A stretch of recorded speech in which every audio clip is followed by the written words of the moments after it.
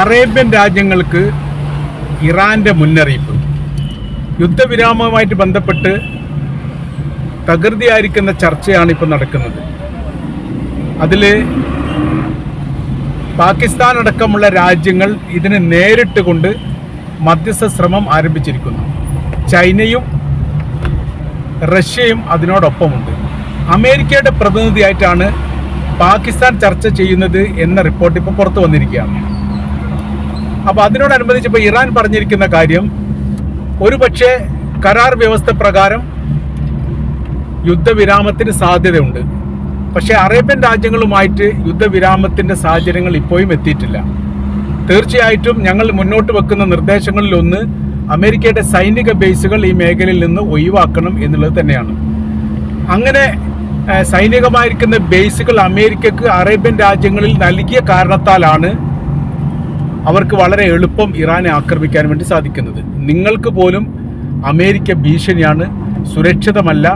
ഖത്തറിനെ Israel ആക്രമിച്ച സമയത്ത് നോക്കി നിന്ന രാജ്യമാണ് അമേരിക്ക. അവരുടെ സമീപന നിലപാടുകൾ എല്ലാ കാലത്തും അങ്ങനെ തന്നെയാണ്. അതിൽ മാറ്റങ്ങളൊന്നും വരാൻ പോകുന്നില്ല. ആയതിനാൽ ഇപ്പോൾ അടിയന്തരമായി ചെയ്യേണ്ട കാര്യം എന്ന് പറയുന്നത് ഘട്ടം ഘട്ടമായ രീതിയിലോ ഒരുമിച്ചോ സൈനിക ബേസ് ഒഴിവാക്കണം. യാതൊരു രീതിയിലും യാതൊരു അഡ്ജസ്റ്റ്മെൻറ്റും ഈ വിഷയവുമായിട്ട് ബന്ധപ്പെട്ട് ഉണ്ടാവില്ല.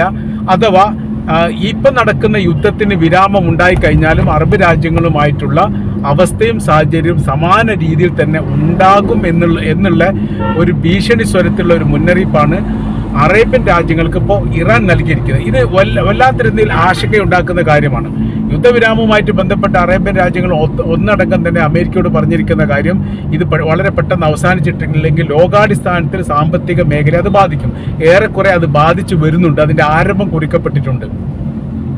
ഇനി അത് സജീവമാകുന്ന ഒരു സാഹചര്യത്തിലേക്ക് കാര്യങ്ങൾ എത്തും എന്നുള്ളത് ഏറെക്കുറെ ഉറപ്പാവുകയും ചെയ്തിരിക്കുന്നു. അതുകൊണ്ട് എന്ത് ചെയ്യണം?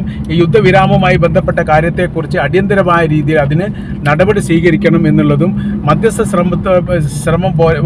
ശ്രമങ്ങൾ വലിയ രീതിയിൽ താല്പര്യപൂർവ്വം തന്നെ അതിനെ അഭിമുഖീകരിക്കണം എന്ന കാര്യങ്ങളൊക്കെ അമേരിക്കയോട് പറഞ്ഞിട്ടുണ്ട്. അമേരിക്ക അത് വേണ്ട രീതിയിൽ ഉൾക്കൊള്ളുന്നുണ്ട് എന്നാണ് മനസ്സിലാക്കാൻ പറ്റുന്നത്. ഇപ്പോഴത്തെ നിലവിലെ സ്ഥിതികളൊക്കെ നോക്കുന്ന സമയത്ത് ഏറെക്കുറെ അതിന് സാധ്യതയിലേക്കാണ് കാര്യങ്ങൾ പോകുന്നത്. പക്ഷേ ഇവിടുത്തെ വിഷയം എന്ന് പറയുന്നത്, വളരെ പെട്ടെന്ന് തന്നെ ഇങ്ങനെ സൈനിക ബേസ് ഒഴിവാക്കാൻ വേണ്ടി സാധിക്കുമോ എന്ന കാര്യത്തിലൊക്കെ രാഷ്ട്രീയ നിരീക്ഷകർ ഇപ്പോൾ രണ്ട് അഭിപ്രായത്തിലാണ്. കാര്യം, അമേരിക്കയുമായിട്ട് കരാറുണ്ടാക്കുന്ന ഏതൊരു കാലത്തും 50-100 വർഷത്തേക്ക് നീട്ടിയുള്ള കരാർ വ്യവസ്ഥയാണ് ഉണ്ടാവുക. ഈ കരാർ വ്യവസ്ഥ ഒഴിയാതെ അവർ ഒഴിഞ്ഞു പോകുക എന്ന് പറഞ്ഞാൽ വലിയ പ്രയാസമാണ്. ഇറാഖ് തന്നെ പല പ്രാവശ്യം ഇറാനെ ആക്രമിച്ചതുമായിട്ട് ബന്ധപ്പെട്ട് അമേരിക്കയുമായിട്ട് വലിയ വിഷയങ്ങൾ ഉണ്ടായിട്ടുണ്ട്.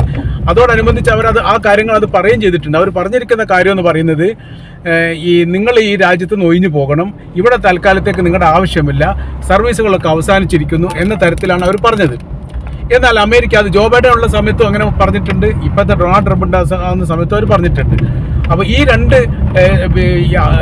അഭിപ്രായത്തെയും യാതൊരു മുഖവിലേക്കും അമേരിക്ക എടുത്തിട്ടില്ല. അതിനവർ പറഞ്ഞിരിക്കുന്ന കാര്യം, കരാർ വ്യവസ്ഥ പ്രകാരം ഇനി വർഷങ്ങൾ ഉണ്ടല്ലോ എന്ന തരത്തിലാണ്.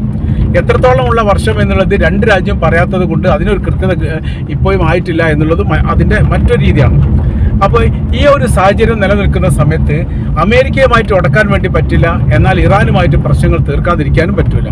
അങ്ങനെ വല്ലാത്ത രീതിയിലൊരു അവസ്ഥയിൽ അറബ് രാജ്യങ്ങൾ കുടുങ്ങിയിരിക്കുകയാണ്. യുദ്ധം തീർന്നാലും നിങ്ങളും നമ്മളും തമ്മിലുള്ള വിഷയങ്ങൾ അവസാനിക്കില്ല എന്നുള്ളതാണ് ഇറാൻ പറഞ്ഞതിൻ്റെ രത്ന ചുരുക്കം. കാര്യം, ഇപ്പോഴത്തെ അതികഠിനമായിരിക്കുന്ന ആക്രമണം അറേബ്യൻ രാജ്യങ്ങൾക്ക് നേരെ ഇപ്പോഴും നിലവിലെ സാഹചര്യത്തിലും ഇറാൻ നടത്തിക്കൊണ്ടിരിക്കുകയാണ്.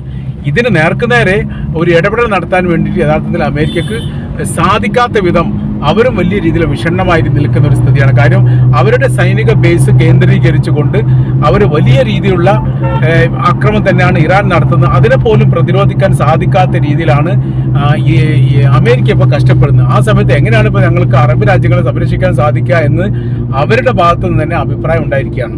ഇസ്രായേലിനെ സംരക്ഷിക്കുകയാണ് അവർക്ക് പ്രധാനമായിരിക്കുന്ന ആവശ്യം, എന്നാൽ ഇസ്രായേലിനെ സംരക്ഷിക്കാൻ അവർക്ക് സാധിക്കുന്നില്ല. കാര്യം, അവരുടെ എല്ലാ അയൺ ഡോം പ്രതിരോധ സംവിധാനങ്ങളും തകർന്ന് തരിപ്പടമായിരിക്കുന്നു. ആ മേഖലയിലൂടെ അതിശക്തമായിരിക്കുന്ന ആക്രമണ പരമ്പര തന്നെ യഥാർത്ഥത്തിൽ ഇപ്പോൾ ഇറാൻ നടത്തിക്കൊണ്ടിരിക്കുകയാണ്. 35 മിസൈലാണ് ഇന്നത്തെ ദിവസം അവിടേക്ക് വിട്ടത് എന്നുള്ളതും, ഈ 35 മിസൈലും അവിടെ രാജ്യത്ത് വീണ് പൊട്ടുകയും വലിയ നാശനഷ്ടങ്ങൾ ഉണ്ടാവുകയും ചെയ്തിട്ടുണ്ട് എന്ന വിവരം പുറത്തു വന്നു. കാര്യം, പ്രതിരോധം അപ്പാടെ ഇല്ലാതായിരിക്കുന്നു, പ്രതിരോധം നശിച്ചിരിക്കുന്നു. അങ്ങനെ ആ സമയത്ത് പറത്തുന്ന എല്ലാ മിസൈലുകളും ലക്ഷ്യപ്രാപ്തി കൈവരിക്കും. മാത്രമല്ല ശക്തമായിരിക്കുന്ന ഹൈപ്പർസോണിക് മിസൈൽ പോലെയുള്ള ഹൈ പവറുള്ള മിസൈലുകളാണ് ഇപ്പോൾ അങ്ങോട്ട് വിടുന്നത്. ഏത് രാജ്യത്തിൻ്റെ മേലെയാണെങ്കിലും, അപ്പോൾ ജോർദാനിൻ്റെ മേലെയാണെങ്കിൽ ജോർദാനോട് അത്തരം തങ്ങൾ ഇസ്രായേലിന് നേരെ ആക്രമിക്കുന്ന സമയത്ത് ഏതെങ്കിലും രീതിയിലുള്ള ഇടപെടൽ നടത്തിയാൽ നിങ്ങളെയും ശത്രുവായിട്ട് കണ്ട് നിങ്ങൾ ആക്രമിക്കും എന്നുള്ളത് ഒരു മുന്നറിയിപ്പ് ജോർദാൻ നൽകിയിട്ടുണ്ട്. അപ്പോൾ ജോർദാനെ സംബന്ധിച്ചിടത്തോളം അവർ ഇതിൽ ഇടപെടാൻ സാധ്യത വളരെ കുറവാണ്. പിന്നീട് തുർക്കിയെ സംബന്ധിച്ചിടത്തോളം തുർക്കി ഇടപെടില്ല. പിന്നുള്ളത് സൗദി അറേബ്യയാണ്. അവരേതായാലും ഇടപെടില്ല. അങ്ങനെയാണ് ഇപ്പോഴത്തെ സ്ഥിതി. അപ്പോൾ സ്വതന്ത്രമായ രീതിയിൽ ഇസ്രായേലിനെ ആക്രമിക്കാൻ വേണ്ടി സാധിക്കുന്ന സ്ഥിതിയിലേക്ക് യഥാർത്ഥത്തിൽ ഇപ്പോഴത്തെ അവസ്ഥാ സാഹചര്യങ്ങൾ എത്തിയിരിക്കുന്നു എന്നുള്ളതാണ് ഇതിൻ്റെ യാഥാർത്ഥ്യം. അപ്പോൾ അതോടനുബന്ധിച്ചപ്പോൾ ഇറാൻ വല്ലാത്ത രീതിയിൽ വൈകാരികമായിട്ടാണ് ഈ വിഷയത്തിൽ ഇടപെടുന്നത്. തീവ്ര ചിന്തയോട് കൂടിയിട്ടാണ് പ്രവർത്തിക്കുന്നത്. അവരുടെ സമീപന രീതികളൊക്കെ കാണുന്ന സമയത്ത് വളരെ കൃത്യതയോടുകൂടി അത് മനസ്സിലാക്കാൻ വേണ്ടി പറ്റും. എങ്ങനെയാണ് ആക്രമിക്കേണ്ടത്, ഏത് തരത്തിലാണ് എന്നതിനെക്കുറിച്ച് യാതൊരു നിശ്ചയമില്ലാത്ത തരത്തിലുള്ള ഇടപെടലുകൾ ഇറാൻ നടത്തുന്നത് അത്രക്ക് ആഴത്തിൽ അവർക്ക് മുറിവേറ്റിരിക്കുന്നു എന്നുള്ളതാണ്. അയത്തുള്ള അലി ഖംനായിയുടെ മരണം എന്ന് പറയുന്നത്, അല്ലെങ്കിൽ അദ്ദേഹത്തെ കൊലപ്പെടുത്തി എന്ന് പറയുന്നത് അമേരിക്കയുടെ ഇസ്രായേലിന്റെ ചരിത്രത്തിൽ അവർ ചെയ്ത ഏറ്റവും വലിയ മണ്ടത്തരമാണ്. ചരിത്രപരമായിരിക്കുന്ന വിഡ്ഢിത്തം എന്നൊക്കെ വേണമെങ്കിൽ പറയാൻ വേണ്ടി പറ്റും. കാര്യം ഇറാന്റെ ശക്തിയെക്കുറിച്ച് മനസ്സിലാക്കാത്ത രീതിയിലുള്ള ഇടപെടൽ അവർ നടത്തി എന്നുള്ളതാണ് ഇതിൽ ഏറ്റവും വലിയ വിഷയം. ഒരു ശത്രു രാജ്യവുമായിട്ട് യുദ്ധം ചെയ്യുകയാണെങ്കിൽ ആദ്യം തന്നെ മനസ്സിലാക്കേണ്ട കാര്യം ആയുധങ്ങൾ ശേഖരിക്കുക എന്നുള്ളതല്ല, ശത്രു രാജ്യത്തിൻ്റെ സൈനിക ബലവും ശക്തിയും എത്രയുണ്ട് എന്നുള്ളത് വളരെ കൃത്യമായ രീതിയിൽ മനസ്സിലാക്കുക എന്നുള്ളതാണ് ഇതിൽ ഏറ്റവും പ്രധാനമായിരിക്കുന്ന വിഷയം. ആ കാര്യത്തിൽ അമേരിക്കയും ഇസ്രായേലും പൂർണ്ണമായിരിക്കുന്ന പരാജയമാണ്. അതിൻ്റെ പ്രതിഫലനമാണ് യഥാർത്ഥത്തിൽ ഇപ്പോൾ നടക്കുന്നത് എന്ന കാര്യത്തിൽ യാതൊരു സംശയവുമില്ല. അപ്പോൾ ഇറാൻ്റെ ഭീഷണി നിലനിൽക്കുന്നു എന്ന് പറയുന്ന സമയത്ത് അതിനൊരിക്കലും നിസ്സാരമായിട്ട് കാണാൻ വേണ്ടി സാധിക്കില്ല. അത് നിലനിൽക്കുന്ന ഭീഷണി തന്നെയാണ്. അപ്പോൾ ഈ യുദ്ധം അവസാനിച്ച് കഴിഞ്ഞാലും പിന്നീടും അറേബ്യൻ രാജ്യങ്ങളുടെ വിഷയത്തിലൊക്കെ ഇറാൻ ഇടപെടുന്ന സമയത്ത് അതിനൊരു സഹായമായിട്ട് വരാൻ വേണ്ടിയിട്ട് ഒരിക്കലും അമേരിക്ക തയ്യാറാവില്ല. കാര്യം എന്ന് വെച്ചാൽ വളരെ കർക്കശമായിരിക്കുന്ന ചില കരാർ വ്യവസ്ഥയോടുകൂടി മാത്രമേ അവർ യുദ്ധം അവസാനിപ്പിക്കൂ.